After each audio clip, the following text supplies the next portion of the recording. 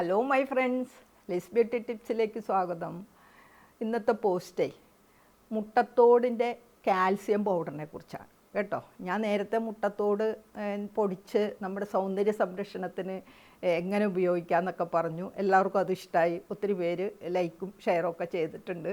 ഇതും വളരെ എഫക്റ്റീവായിട്ടുള്ള ഒരു ഇൻഫർമേഷനാണ് കേട്ടോ. വളരെ നമുക്ക് പുതിയൊരു ഇൻഫർമേഷനാണ്. കാരണം ഈ മുട്ടത്തോടിലുള്ള കാൽസ്യം എന്ന് പറയുന്നത്, അതായത് കാൽസ്യം കാർബണേറ്റ്, ഇത് നമ്മുടെ ശരീരത്തിലേക്ക് പെട്ടെന്ന് ആഗിരണം ചെയ്യാൻ പറ്റുന്ന ഒന്നാണ് ഈ മുട്ടത്തോടിൽ നിന്ന് കിട്ടുന്ന കാൽസ്യം പൗഡർ.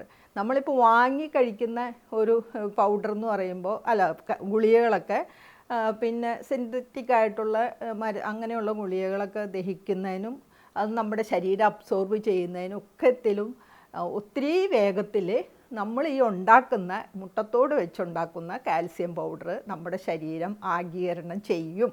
അതാണ് ഇതിലെടുത്ത് പറയാനുള്ളൊരു പ്രത്യേകത കേട്ടോ.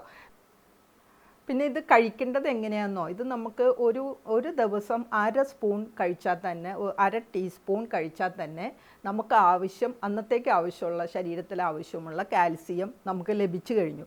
ഇത് പെട്ടെന്ന് നമ്മുടെ ശരീരം ആഗിരണം ചെയ്യും. അതാണ് വീണ്ടും വീണ്ടും ഞാൻ എടുത്തു പറയുന്നത് കേട്ടോ. ഇനി ഇത് നമുക്ക് ഇതെങ്ങനെയാണ് ഉണ്ടാക്കുന്നതെന്ന് നോക്കാം. ഇപ്പോൾ നമ്മൾ മുട്ടത്തോട് എടുത്തിട്ട് നന്നായിട്ട് കഴുകി വൃത്തിയാക്കണേ. നമ്മളിപ്പോൾ മുഖത്തിടാൻ പൊടിച്ച പോലെയല്ല, ഇത് നമുക്ക് സ്റ്റെറിലൈസ് ചെയ്തെടുക്കണം. അതിനായിട്ട് നമുക്കത് പിന്നെ ഒരു സോസ് പാനിലിട്ട് നെകക്കെ വെള്ളമൊഴിച്ച് ഒരു 10 മിനിറ്റ് തിളപ്പിച്ചിട്ട് വേണം നമുക്കിത് ഉണക്കാൻ കേട്ടോ. ഉണക്കാൻ നമുക്ക് ഓവനിൽ ഉണക്കാം. പിന്നെ ബേക്ക് ചെയ്യണോ ഓവൻ ഉണ്ടെങ്കിൽ നിങ്ങൾക്ക് ആ ബേക്കിംഗ് ഷീറ്റിലേക്ക് ഇട്ട് നിങ്ങൾക്ക് അങ്ങനെ ഉണക്കാട്ടോ. അതപ്പോൾ 225 ഫാരൻഹീറ്റിൽ നിങ്ങൾ വെച്ചാൽ മതി. ഒരു 20 മിനിറ്റൊക്കെ വെച്ചാൽ ഇത് നമുക്ക് നന്നായിട്ട് ഉണങ്ങി കിട്ടും. എന്നിട്ട് വേണം നമ്മളിത് പൊടിച്ച് നല്ല പൊടിയാക്കണേ.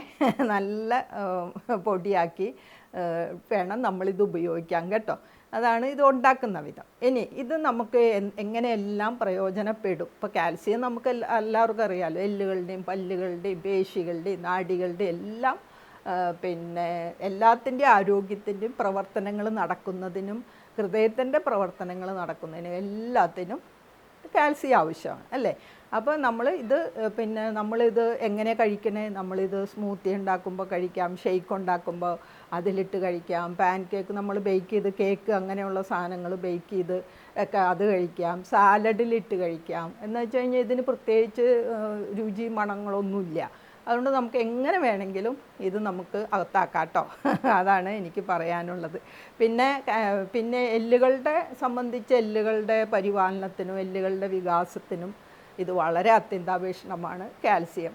അതുപോലെ പിന്നെ പല്ലുകളെ സംബന്ധിച്ച് പല്ലുകളിൽ ഇലാമൽ നഷ്ടപ്പെടുക, പല്ലുകളുടെ ആരോഗ്യം ക്ഷയിക്കുക, ഇതെല്ലാം എല്ലാവർക്കും ഉള്ള പ്രശ്നമാണ്. അപ്പം നിങ്ങൾക്കും ഇത് ഉപയോഗിക്കാവുന്നതാണ്.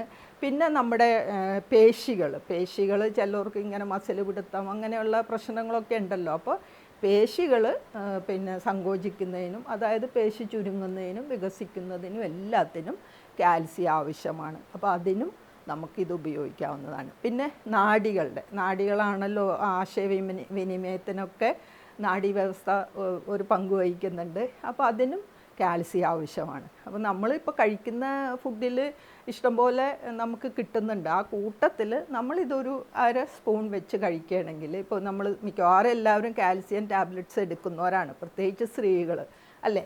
അപ്പോൾ നിങ്ങൾ അത് മാറ്റി വെച്ചിട്ട് ഇതൊന്ന് പരീക്ഷിച്ച് നോക്കിയാൽ വളരെ നല്ലതാണ് കേട്ടോ. എടുത്തു പറയാനുള്ളത്, പെട്ടെന്ന് ഇതിനെ ദഹിപ്പിക്കാൻ ശരീരത്തിന് ഇത് കഴിയും. അതുകൊണ്ട് നമുക്ക് ധൈര്യമായിട്ട് ഇത് കഴിക്കാവുന്നതാണ്. അതുപോലെ തന്നെ ഹൃദയത്തിലെ പേശികളുടെ സങ്കോചത്തിനും പേശി ചുരുങ്ങുന്നതിനും ഇതെല്ലാം ഹൃദയത്തിൻ്റെ പ്രവർത്തനം കേട്ടോ, അതിനും കാൽസ്യം അത്യന്താപേക്ഷിതമാണ്. പിന്നെ നമ്മുടെ ശരീരത്തിൻ്റെ pH ലെവല് നിലനിർത്തുന്നതിനും എല്ലാത്തിനും കാൽസ്യം ആവശ്യമാണ്. അപ്പോൾ ഇത് നമ്മൾ കഴിക്കുന്നതുകൊണ്ട് നമുക്ക് ഇത്രയും ഗുണങ്ങളുണ്ട് കേട്ടോ. പിന്നെ ഇതിപ്പോൾ നിങ്ങൾ കഴിച്ചു തുടങ്ങി, നിങ്ങൾക്ക് എന്തെങ്കിലും അസ്വസ്ഥത നിങ്ങൾക്ക് തോന്നി, ചിലപ്പോൾ എല്ലാവർക്കും ഇല്ല കേട്ടോ, എല്ലാവർക്കും ചേരൂല്ലല്ലോ.